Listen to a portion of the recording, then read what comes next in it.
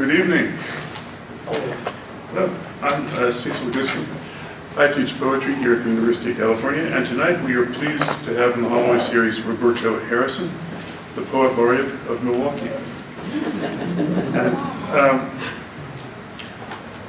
before we go on, I'll put in a plug for the next few readers. Come back next week, Wednesday evening, to hear the Holloway visiting poet, Sarah Nicholson, and a reception will follow that reading. You won't have to eat dinner. On October 2nd, Evie Shockley will read, and our last reader will be Tom Picard on the 18th of October. Holloway tradition is that the visiting poet's reading will be preceded by a reading by a Berkeley graduate student, and tonight's grad reader is Rebecca Nieto. And I'll say a couple of quick words about her. Rebecca Nieto is in her first year of the English Department's graduate program. She is originally from central New Mexico. She went to school at Oberlin College and got an MA in library science from McGill University on Sherbrooke Street in Montreal.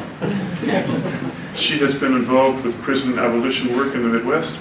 She's led songwriting workshops at Rock Camp for Girls in Montreal, and she's worked as an archivist at the Metropolitan Museum of Art. Before coming to Berkeley, she worked as a divinity school librarian at Columbia University in the city of New York. She currently studies contemporary poetry, affect theory, and philosophy. The poems of hers that I've had the pleasure of reading are restless in their ways of viewing, and they diagram and inquire into competing hungers and the desire for a capturable and shiny durability. The writing documents the seasons of work and the fact of there being work seasons in times of national thievery. The poems speak of graphs and formulas, but then trouble such ideas of proof. In one poem, she writes of the rip-roasted feeling in my ribs, its metaphor bosomed up into a cool cherry balloon. But the poem turns imperatively celebratory then. And she writes, slap lotion on my cheeks, exalt that one time I was rendered minor in another's thrills. And then the poem steps outside itself again and winks. This is the normative turn, I think. These poems never make that normative turn. Please welcome Rebecca Nieto.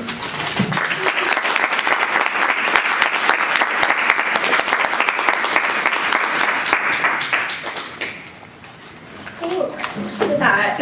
I won't be reading that particular piece, but that's probably okay. Thank you, Professor Giscombe and Roberto, for having me. Thank you for coming. So this first piece that I'm reading takes the form of a kind of numbered list, but I won't read the numbers. It's called Formula. We can't all be born rigorous, yet a few of us have gone to the moon. Visitors to the moon included digits of cheddar in a bag, anemic monkeys, pressurized white humans, and goons incidentally painted white. There was such a place as medieval Spain, and in medieval Spain there were medieval Spanish flies, who were dense and silent and lived well on hunks of old bread, while barefoot girls tugged their kirtles in a darkened cloister. There was a magnificent, sweat-garbled man who died during sex in an Austrian beer hall, and who was later given the name Janus by a significant poet.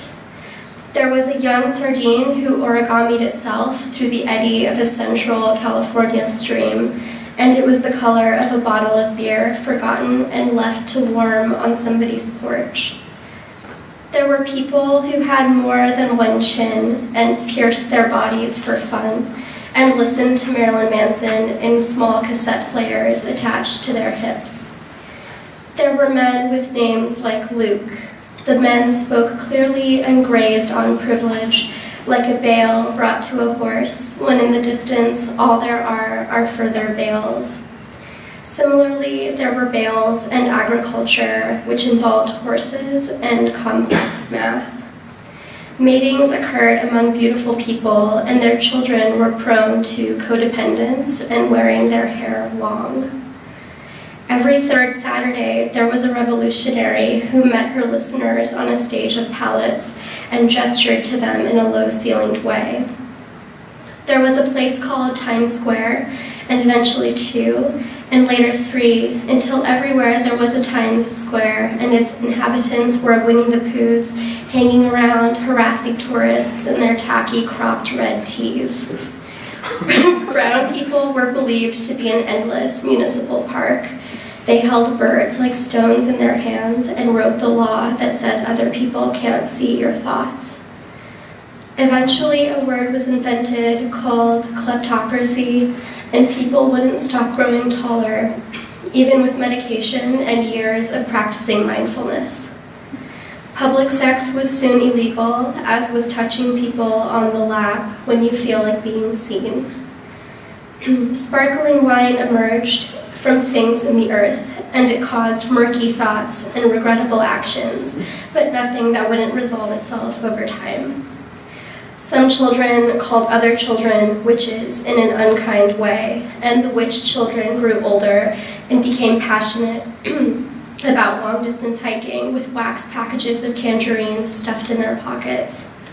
Some other children got together and wrote a version of Antigone in Ferguson, Missouri, and there was quite the buzz about it in Times Square. The word revolutionary eventually came to mean a place where one goes to study colonies of extinct monarch butterflies. Then the world aged like a wallet. It was an old, trifling thing, those many ledgers recounting notable executions, a stairwell descended with haste, so many primers on endangered seal tongues. Eventually it became illegal, too, to swim in all that water and form laps while sitting and ask for what you need. Eventually, even the most stable symbols exceeded their shells. Women, progressive rock, doubled down like disco, they scuttled under the suburban shed. Well, even genres deserve to die in peace.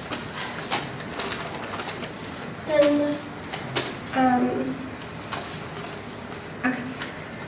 This next one I wrote for my friend a while ago. Thy pile of limes soaked in a steeped tie leaf made a calm teen of you as a pink 5-footer. You stood too close, don't lick your friend, cleft-brained on the brink of morning. Bulged hip and flinching on the lip of the pool, your body feels that today it is the German word for elbow. You recline beside the grill of cobs, in a floral choker, uncle tempted. A hand muscle, no pale Velasquez head in view. Vogue in Marrakesh, vogue in the scab on your finger touching my ear. Vogue in a cob, vogue on this rare silt arrow. Railed nail of K, which is spilt milk ground to powder. I've drawn trees for years, said your parent, munching sports meat. I felt leaves for days, shorn to leftover needles of a beard in the sink. You pull on a dress, are now a cool sock, tight-socked hand now, and being misnamed, are not allowed to expand. Expanseless, you wrote your city college thesis on atomist materialism after vomiting at dawn in the name of love. Something beautiful enters the room. You tug your peach fuzz wimple that was stained peach from a brutal Parisian morning. You wrote your city college thesis on kisses, and all we've fought for since are kisses, painted blue and slapping buses. Tell me where it hurts, and if you say everywhere, I'll walk to the store by myself, and you don't have to say another word. And then the last one I'll read is called, it's about like hooking up, I guess. It's called The Hunters. How I crush on the pink houses dotting the plain and indeterminacy. Aim, stalemate, and dash, the cloud mine and switch, hands manacled to the wall of the 4 a.m. party whose title had no vowels. Tonight, the sub's hands clasp hips, udder and clear milk from the cat-gray cow. That thick breadloaf thigh are how I knew it was her on that expanse of sunned wood, my big blue wife. The island of billions won't quit, greenlit cheek, a brand unpeeled for want of solvent. Instead, months fly from the page. The line of shoppers forms, as in the refrain of an unfelt season, pursuit of a durable metaphor, or an adequately canopied park. What a great man, went the tinted window to the retriever lying belly up on the bank steps.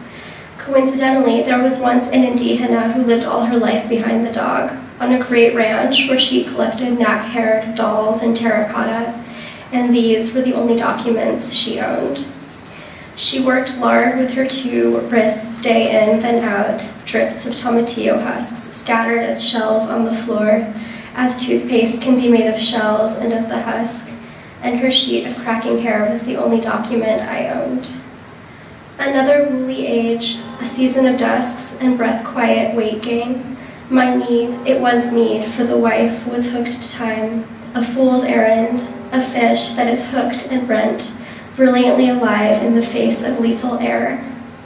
Annulled, I pop around the cast iron dance floor to a hunk of bodies using outside voices. The needle penetrates the record as mountains scratch out night and flicker in the desert, as headlights flicker in the desert, and all that remains is the Colorado blue dawn of an opening city. So time gets memory wooled, null. This is deep, says one of the men you've been. Our lips press into the screen for the promise of a tented marriage of visages. This is too deep, you say, deeper than my or your one dark braid. How big of you to return my phone? Bigger than a rum-shined lip sucked in, while the hungrier of us slides into the backseat first.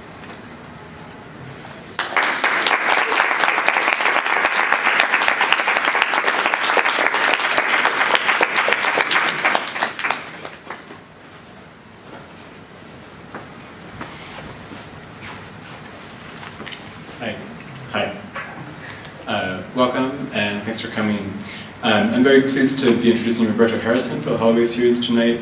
I've had to scratch out a line here about Roberto being the Milwaukee Poet Laureate, which he is until 2019, I believe. He's the author of a large number of books of poetry, of which we have 3 here, which are the 3 that I want to mention. It seems to have been especially prolific last few years. We have Culebra was published in 2016, and last year both Bridge of the World and Jovica from Green Lantern, Litmus, and Atilos presses, respectively. It's tempting, but I think typically and academically wrong to say that each of these books is engaged in interrogating or raising questions about place, identity, and dislocation. Wrong, I think, because these books seem less interested in lingering in the kind of grassy, poetic question of belonging so much as they are in laying the groundwork, the kind of grittier visionary basics for understanding. So in the opening notes for Culebra, he writes flatly, "I'm a Panamanian American. This book is groundwork for understanding what that might mean." The declarative rather than the interrogatory tone struck there operates in the poems too. They opt for a kind of breakneck Georgic vision rather than a ruminative pastoral. This isn't to say that Panama appears in any uncontradictory way. It's both a bridge and a crack between the hemispheres, and a crack that keeps appearing right in the face of phenomenal experience. As Harrison says in a recent interview with Garrett Caples, "I do strive for integration in some ways, but rarely make it there for more than a flash." Those flashes are visionary moments when the light of sense goes out, but they have less to do with the nouns or selves one sees, and more to do with the kind of flickering interrogation provided by prepositional bridges and cracks. So he writes, in the time with it gone, to the time with it together, to the time outside, with it gone for speaking again. Judith Goldman describes in a similar way the kind of mobile Georgic in the poetry. Harrison constitutes a landscape through a mindful care that recognizes the world's animacies, with its unlimiting recirculations of motifs, knot, rain, ice, fish, weather, lake, beacon, face, dog, worm, but also host, cache, erasure, network, series. Harrison himself puts it this way, and this is the last thing I'll say. I listen to the red and black sound, which causes me in some remote way to rest in every intermediate area through the Mississippi era and the Middle Woodland period here and now. The animating tension of the poems is in some sense right there, a kind of anti-Whitmanian resting everywhere at once, without ease, but with an invitation. As he puts it, with reference to the indigenous cuna of what is now Panama, I am unknown to the Kuna, but aim to help them, as I was raised with many of their molas on the walls of our home, cloud systems transporting the souls from below the line to here, making signs for them and all, from all of Latin America, to arrive. Please join me in welcoming Roberto Harrison.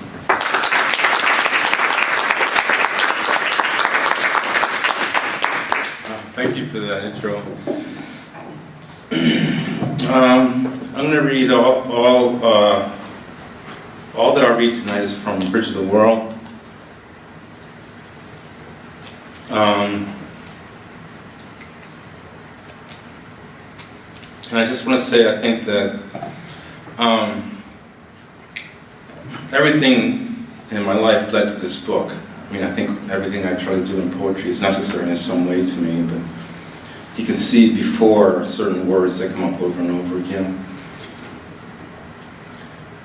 New moon for ecology. I walked 1,000 miles in the event of apocalypse. Barefoot, and there I found the horses to learn to breathe from. Deer revealed their wilderness to us as we wander, as we remove the ties that brought us here, the vacuous exception of dreams, the dreamless attention, the dream that holds all of us to the conflict that one sees in the heat and in the snow, the conflict of the dream that opens its own eyes, sobbing at the small darkness that will not comfort all of me. As I disappear, it will not believe without planes to be there, without the untold overabundance of meaning, of a chatter of a throng of bees, the bees that remember for us where the flowers are.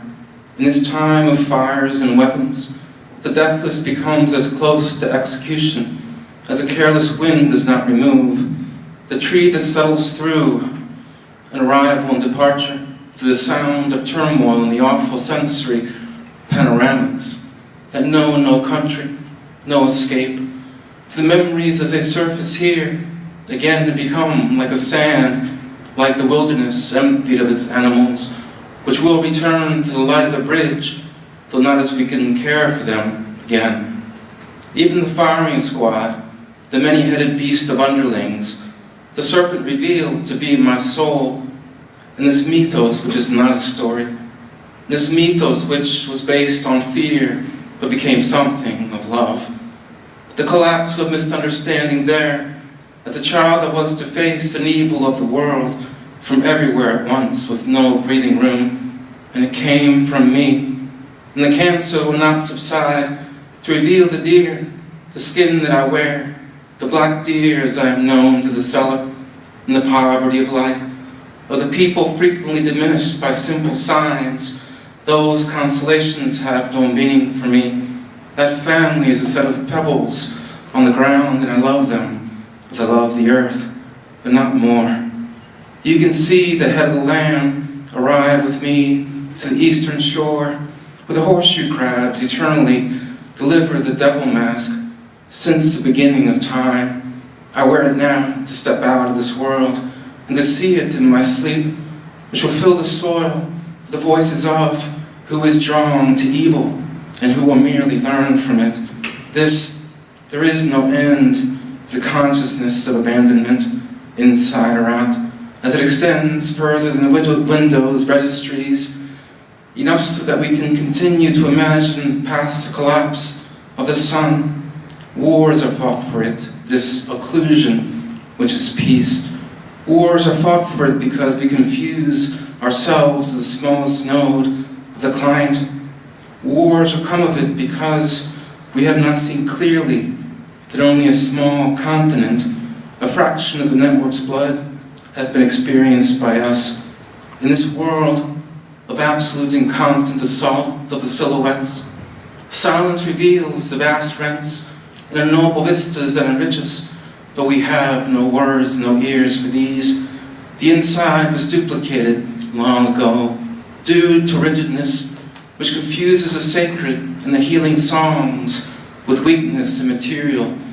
For the first rose of winter, I sang these songs, and I saw these sacred things as my mind was dispersed throughout the endless knots of hearts in the rise of network agora, and fully seeing But now I've died through the uncountable, and I arrive to a place where these things and these songs, though still protected, become the light in the dark that I put together with a yoga of Panama, that carry me there as a first and last Panamanian. And there are uncountably many of us, evenly spread across the universe, of every color, every persuasion, every shape, speaking every language of fire or of water, endlessly propagating to help us. I am here to help, and I'm here to die again, to free myself from all of you with loving kindness and compassion. As the sun promises to be here tomorrow or not, as the moon reveals itself to be a new encircled sunrise. Noise of Eden. I remake the image made of light, the thorns of synchronicity wrapped in horses' hides, stretched across the prairie fields of the restful ambulance. I tell the story of the power of the bus of wilderness, a siren, one at the beginning of the salt, surrounded by the redness of the sea, the light of darkness, the light of the invisible, through nomenclatures of the harvesting bird, the foams of contagion, of the excellent distances which crowd us there, absorbing of the levels of the storms of the world. We form the balls of infancy and retrace our ancient solitary travels through the completed palms of prehistory. We wander the earth as I now wander, our plague-ridden host. I cross a swinging bridge which knows no water, except the sevens that I count, here, in the place I go to, which has no roads and no mouth. A form is made by water, as the ocean splits it, to bring the worlds together, of the light and of the clouds, diffusing tar on fire, of a unit of release, fumes of the soil that breathes in the occluded winds of mornings, indelible, electrified and silent, source the field.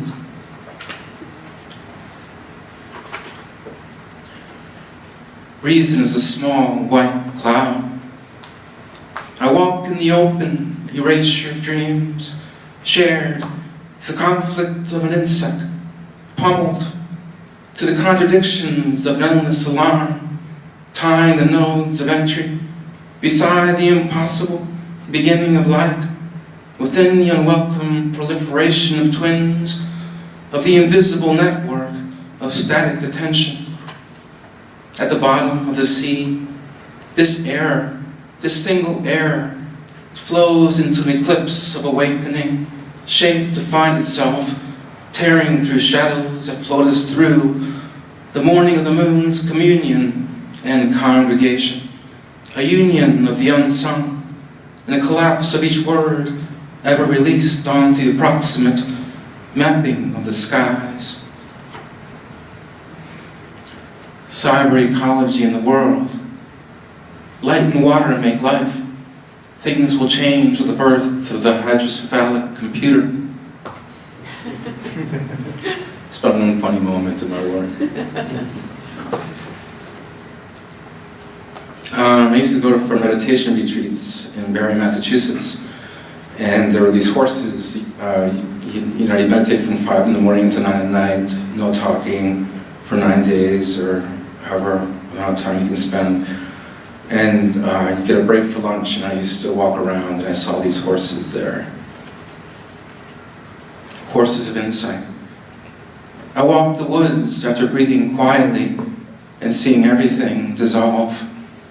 4 times I saw the horses, one black stallion with a lightning bolt of white streaking down his forehead, and 2 brown mares. Each day I sang to them and showed them each of my hands. The first day all of them came to the fence to share with me their origins. The second day they were already at the fence when I arrived to fill the balls of light inside. The third day, a black cat with a lightning bolt of white on its chest came and played with me as the horses breathed quietly at a distance far away, but also on the inside of my heart. They were at the dividing line between each breath and carried my light from one breath to the next. The cat was happy, as it was the night where morning must be born. The last day the two mares waited apprehensively for me, as a black stallion breathed upon the fence, all things must cross, and which divides him from the mares. I sang to them each day, and each day showed them each of my hands. And on the last day, I fulfilled my promise to them, that they would be the horses of my dream, that I would ride with them through all the lands that now arrive inside the breath.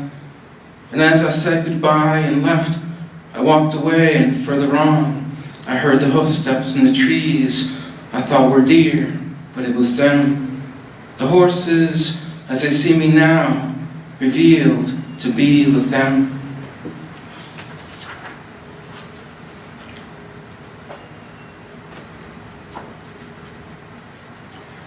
Ground control. I am the woman of your cavalcade. I am the horse that she becomes. All my secrets are yours. I walked into that room once, white beyond despair, to interrogate doctors. Are you afraid of harming others with your thoughts? Do splashes of paint become horrific? Is the fabric of what you see as thin as a spy's restraint? Do you stutter at a thin, frail sign through which we see the world? Removed? Is a mind unlocked, but not fully in nature? It's always there, hidden by the brutal information of housing. What is the true secret that I keep you from? I've told you everything and will continue to. The secret evolves endlessly, always pushing out the light. Because all the pictures possible are like reflections of a shiny row of large red and black ants about to be extinguished by the spray of cutting fear alarms, the light of which, reddened as it is, will burn through any possible connection by which we remove ourselves to each other.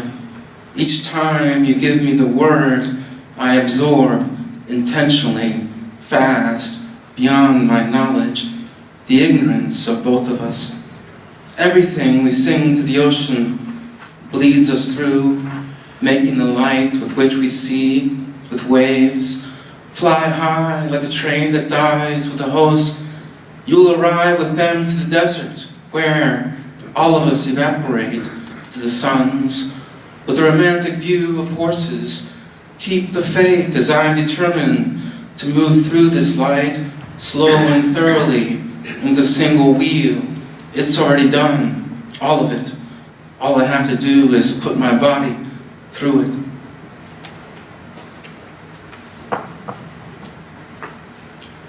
Muerto vecino.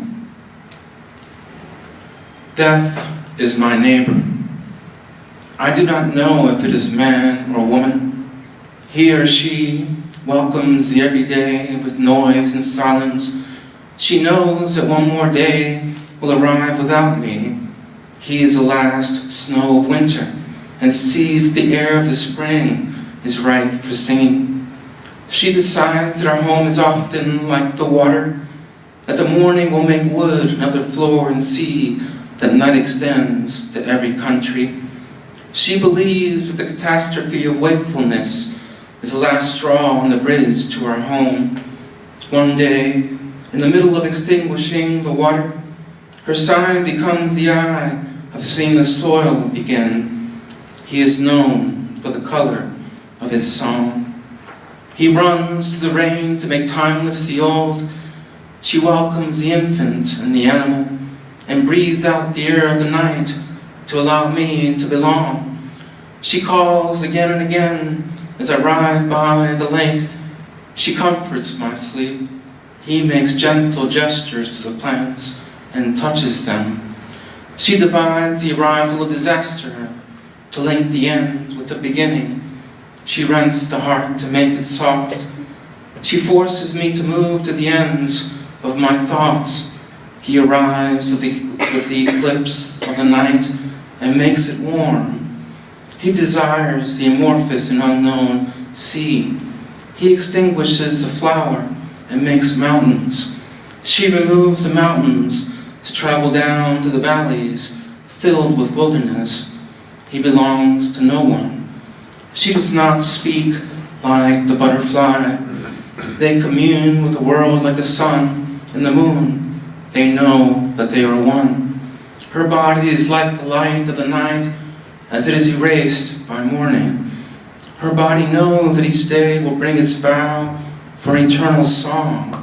He makes the dream dissolve into the earth and plants under it a kernel of corn. Nothing moves what death embraces. Nothing makes its absence strong. It makes each word into the silence of beginnings. It makes each wound a star. One day, death will welcome me.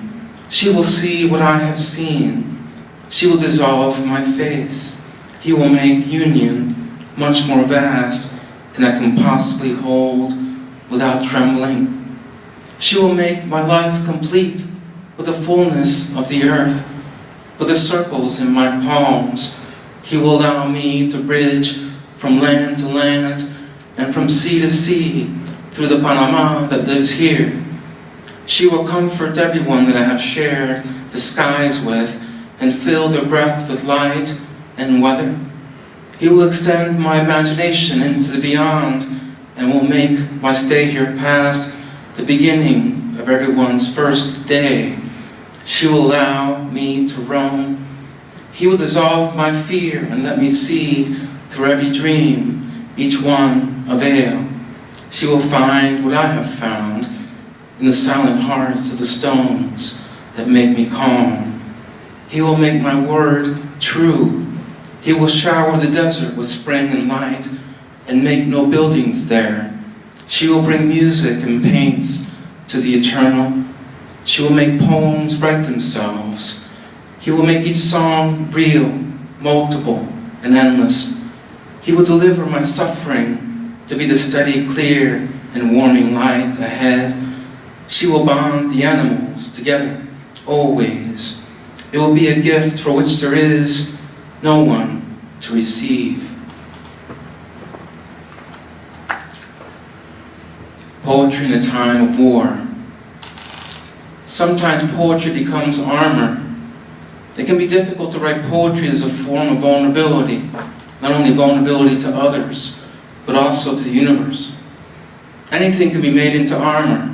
Confession, the personal, politics, mythology, the everyday views of nature, history, anything stylized in that rest or in motion, any angle. The same views can be used to allow us to be vulnerable, to be in motion and open, still and receptive. We can't stop at the merely personal or at the merely formal to make a poetry without armor. The deciding line is a line which makes an approximate symmetry of our bodies. This line is the equator that writes the world in all directions. I propose a poetry of vulnerability in a time of war, in any time where the word belongs. We must imagine evil as a sound in a song of goodness in this poetry. The devil faces a mask we can wear to celebrate it.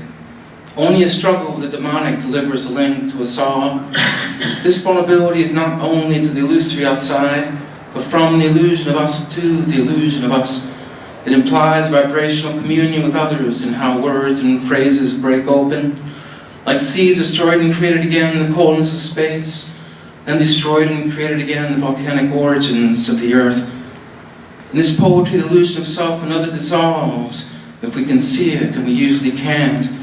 We can come closer and closer to that fact through its breathing. The vulnerable poet delivers her words as they are spoken to us, as well from other times and other places, growing in the present as two hands put together. Not only the utility, but the origin of the language that is being shared is under question. Did it appear as a miracle? Is muteness more true? Does it bind us to the world as water makes life possible? Its body becomes elemental and formless, able to mutate into any form, any spirit. It is the embodiment of silence. It is unity turned in on itself to be zero, resting there at the very beginning, unraveling the light at the end. The vulnerable allows us to experience the red and black sound, the sound born of islands in the tropics and from the geometries of snow and a crushing winter, both tied together by the neck. This sound is the blood of the black divine, the crisp cool night of collapse. It comes to us as a bridge between the senses. It erases limits of the mouth and moves a pregnant soul through the earth. It is the underground home for the rabbit that writes for mystery, and for the snake that swallows the egg of the end of time. Vulnerability is non-conceptual. It is timeless and fills space. Its sounds are always incomplete and strive for wholeness. It implies that every discomfort, every pain grows into a beaming sun as the night sky is alive. Its satellites wander without aim. Its computation is a single table, dual, which aims to be a bridge of the world. It is symbolic as each gesture is symbolic, and mythological is the only story ever told. It is psychic and psychotic as it moves to end war with the mind and makes love to everyone and everything eternally through a single body, without a notion of self. It is repulsed from things when the true and the false arrive and stand fast in error of light. It overflows as all signs arrive to bring us a new communion, the hole in time that allows us to be free. The computer of vulnerability is the intermediate link between worlds. It is the ocean made plain and alive by the sky. It arrives as an egg in the palm of each poem, the circle of return to the plains without roads in the woods of our home. The computer is an ocean of toggles, and as the bridge makes the weather arrive, it bleeds for the body of the world. It is the start and the destiny of the word. It erases itself as poetry has erased itself, and allows us to make the first full circle, to belong to the earth as the weather changes, to bring a first full meaning of our voice, to the sands and the organs of life, moved back and forth and on and off by the moon. And I'll end with the title poem of the book, Bridge of the World.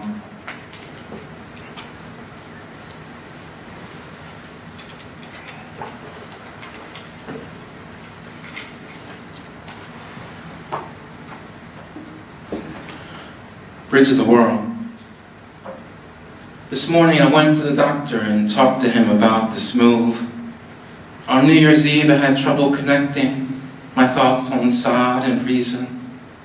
We rang in the new year with Miriam Makiba's Africa. I noticed that my inner life had expanded and that I was having trouble thinking through it. The doctor said that Jidan would loosen my thinking. I noticed that I've been moving through life for 10 years, and as I press the mold, thought control at its best, like a sonnet.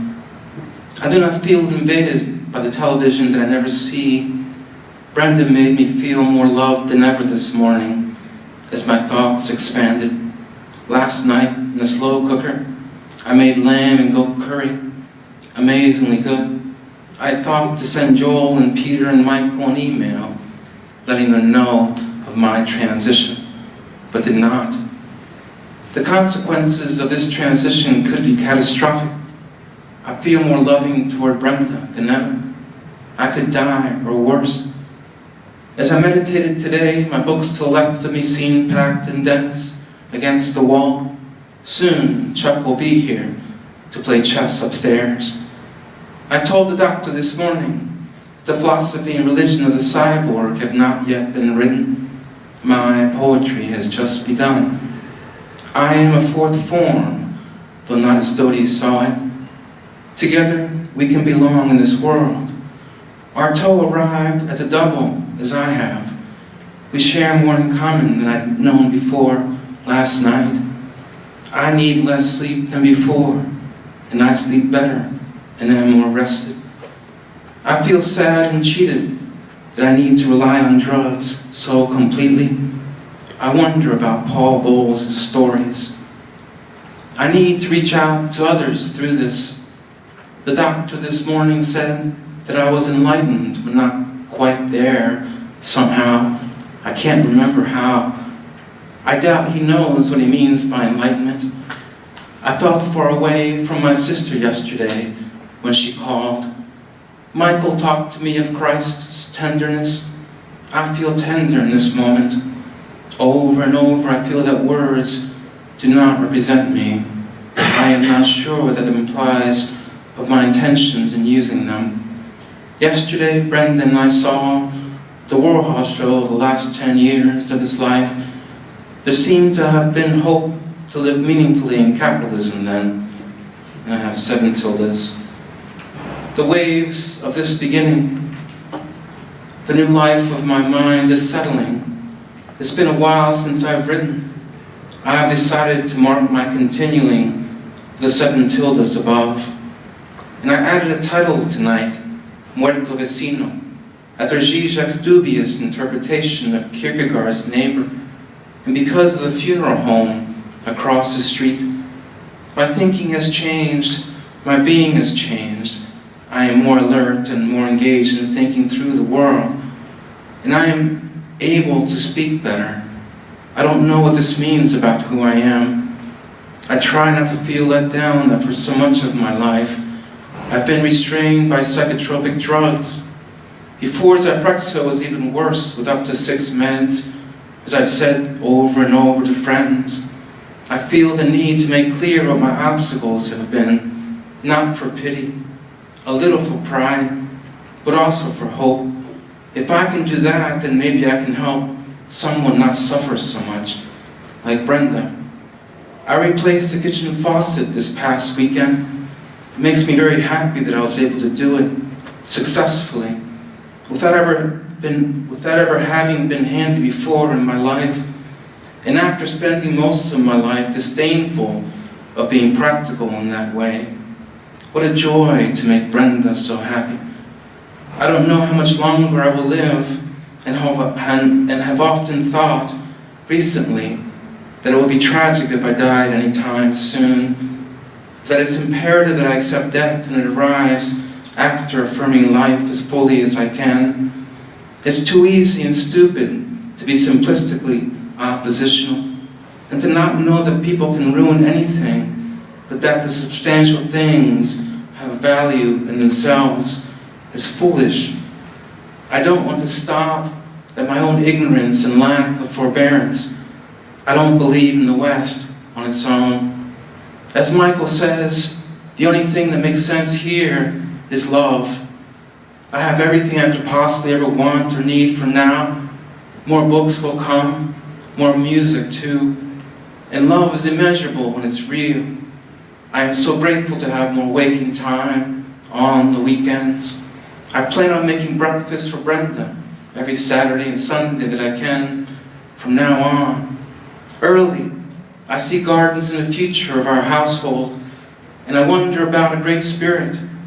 What does a name matter? I see the stones that live without water. I see the smoke that cleanses my vision, and a network of consciousness with each node another, on and on that way to the depths. My thinking will never grasp it all because of that recursively created network of interior life. My thinking stops then, barely able to contain the spherical and vast darkness from which all light arises. That's why what I see is dark. It is brilliant in its darkness, like onyx and flint. I can only talk around what I've seen the past couple of weeks. It reframes completely the rest of my creative life and the rest of my days. All I aim to do now is to focus my attention so that I can see it all again in retrospect, so that I can read and gather more tools for understanding it, so that I understand myself and something of the world and love, and so that I help others. Giodon will not erase it. I've seen it already many times. It is my natural state. I no longer see it as only hallucination. It is a way of being, a way that I can flesh out here, slowly, carefully, and as I do, its destructive powers, which are massive and righteous, will subside, as it will know that it is being given to the world because it belongs to all, and all will be there soon. There are signs already, because the seed is to break unless one knows something of love. It makes LSD small. It is God and the universe as one. I am not the first to see it, but I am a person given a chance to write it, letter by letter, slowly in terms of the light of my ignorance, to see more fully what I do not know. I do not offer anything but poems, but it breaks through my mouth to arrive at the heart of the world, at the hearts of the horses of the world, to allow us all to speak in silence. It is not God or the universe. It is one as all in you, because I cannot see through myself without it. I see clearly that the sun will not arrive in this new weather, but that the moon will take its place. I see clearly the sun is there to bring meaning to the sky, and that the earth is more full with the light of the world, extinguished for a brilliant view of wilderness. This is a view that extends through opposites and arrives at a single body to witness his song. And this song is not the answer that you believe in, because one day I will speak to you again in the rain and show you that I do not know, because knowledge belongs to the earth, and the earth makes everything I know. And now that there is less and less freedom from coercion in a muddied world, and now that Claire, a friend, is moving on to be Christ in her own way, now that Gunan continues to call me to understand my ignorance, to depart again from the friends at Cunayala, where I helped with the water, with Brenda watching over me from a hammock between palms, now that Panama calls again to give me a union of the world in more than two ways, and to distinguish from the surface of these times, I receive a call to awaken in the snow. I receive a call to acknowledge that Jiadan has planted itself with capital in my consciousness, that the world is stronger than to balance itself from the ozone and people alone. We are not erased, and we do not control the earth. Jiadan is an act of kindness, an agreement to live this life in a way that arrives with the weather. It may continue for the rest of my life, or it may not. I will not be afraid again to see things as I do, and I will not seek out the truth intentionally without some kind of agreement with its custom, because that is a way for now that I speak, and is useful, though better left invisible. And the name Jiadan brings trouble. I can see through it enough, with enough love in my life, to believe in the end of the reign of the Antichrist, not Obama. I need to learn again to be and to write, but to deliver what I saw, I must return to the explosion of my inner life. To start with, otherwise and generally, I see only outlines. Creation manifests from every direction in an infinity of dimensions. Most of us spend most of our energy conscious of a very few of these dimensions. Imagine more than the greatest works of art manifesting endlessly from more directions than one can possibly count. Every microsecond, timelessly, is glorious. And the only way to see it with any balance is impeccably, ethically, compassionately, and with at least an aim toward the divine. It is the divine. God in the universe spoke to me. It is all always speaking to us. And what it says is endless. It brings wholeness to the precious moment. It goes away when one tries to pin it down, as I do. I say less and less as I try to describe it. It is endlessly generative. It is good, but pitiless and merciful. It demands of us that we arrive. And now that the thinking manifests in a way that allows for union and a bridge, in a way that avoids easy condemnation, a thinking that reveals the links toward light and motion, a primordial form of being in a new world that needs no one to believe in it, a vast chasm in what a bureaucracy of thought tries to pin us down with. The hole in time that allows us to be free is here. We know it. All of us can see through delusion. There is no road in the aftermath of earthquakes, no need for the time to extinguish the elements, no person locked to your heart in the morning, no water to drink without thirst, no air is necessary to breathe under the water of seeing, no need for the earth to do anything other than revolve in this new light. Space undoes our links to the immovable. We deliver the undone to the plains and see what the harvest will fill with seed. The whole does not exist within outlines. All we can do is move to it. The music is unheard of in this world. It exists without origin. It is otherworldly, primordial, and gentle. It vibrates equally in the lamb, in the lotus, in the stones. There is no place unknown to it. It is music and nothing more and nothing less. It is that everywhere possible. It is harmonious infinitely and allows for any sound. To some it might seem like noise, but that is only the part. To achieve it, one need only listen. I cannot always hear it, but I have heard it.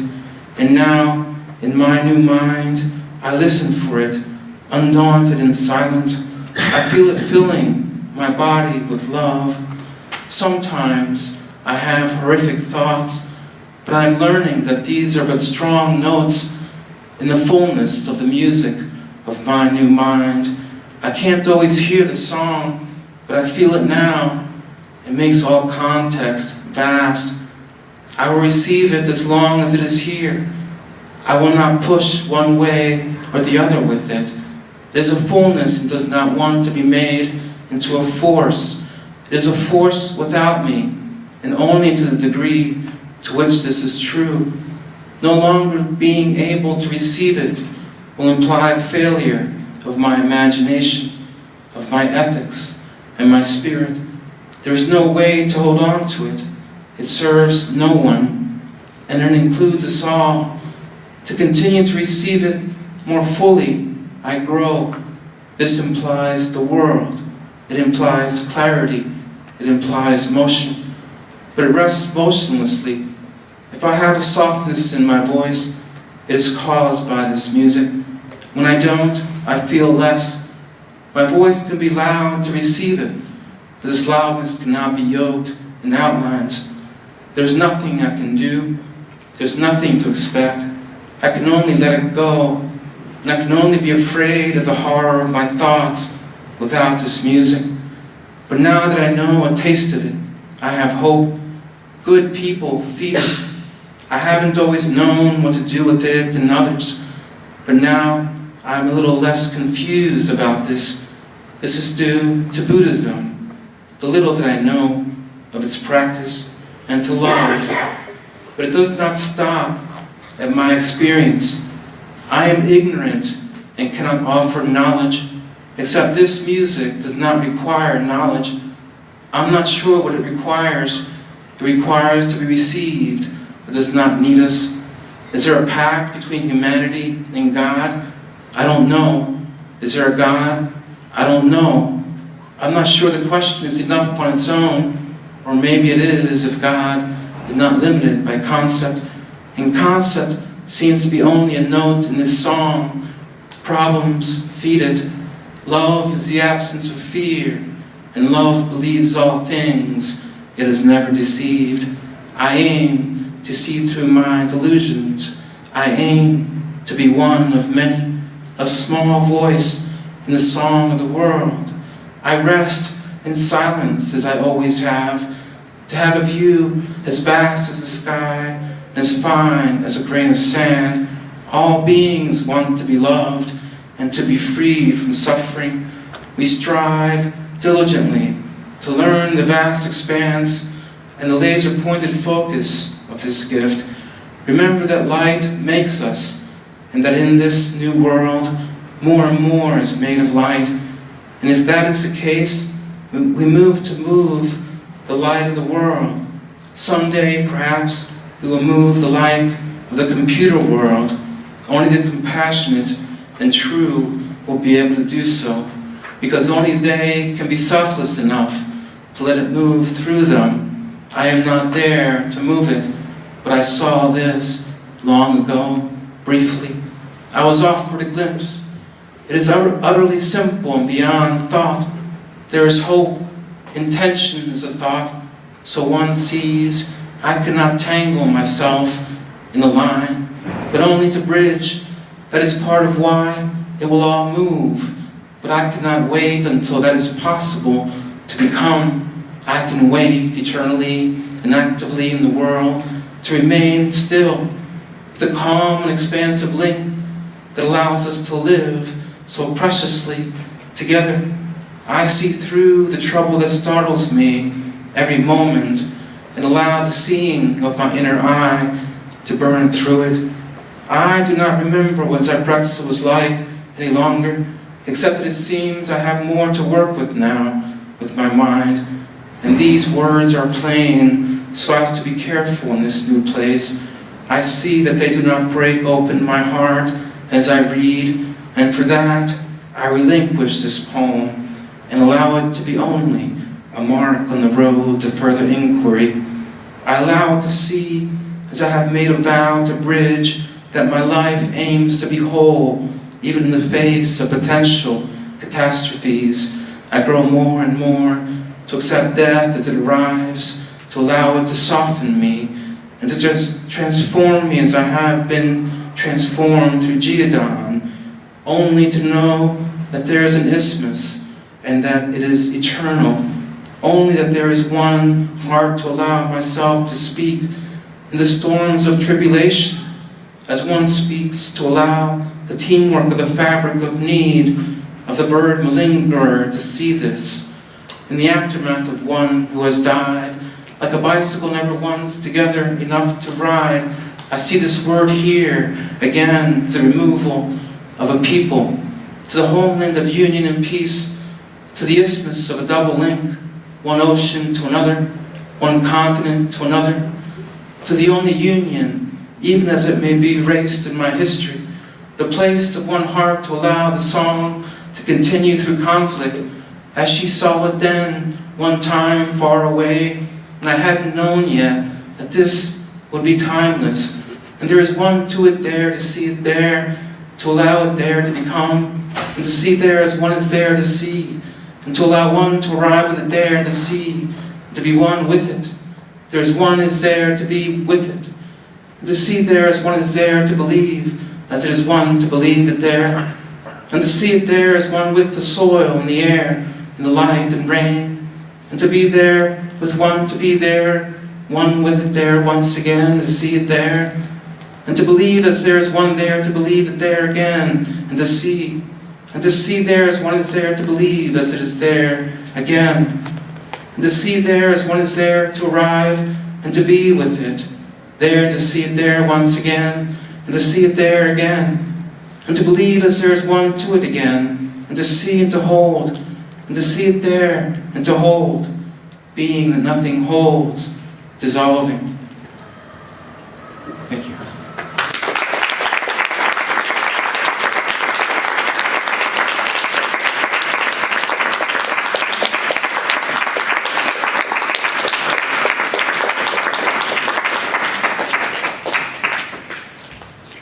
Thank you, Roberto. Thank you, Rebecca.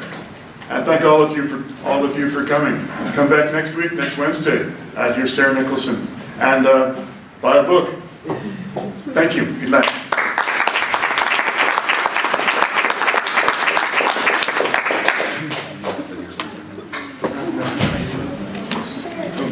Okay, yeah.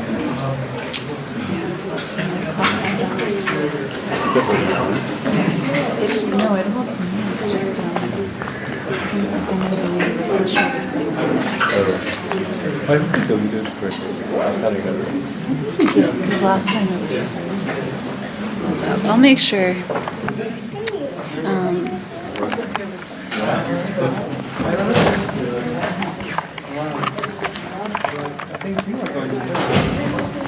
You're not gonna go for me? Yeah, you should feel that energy. Oh no. Thank you. You deserve dinner.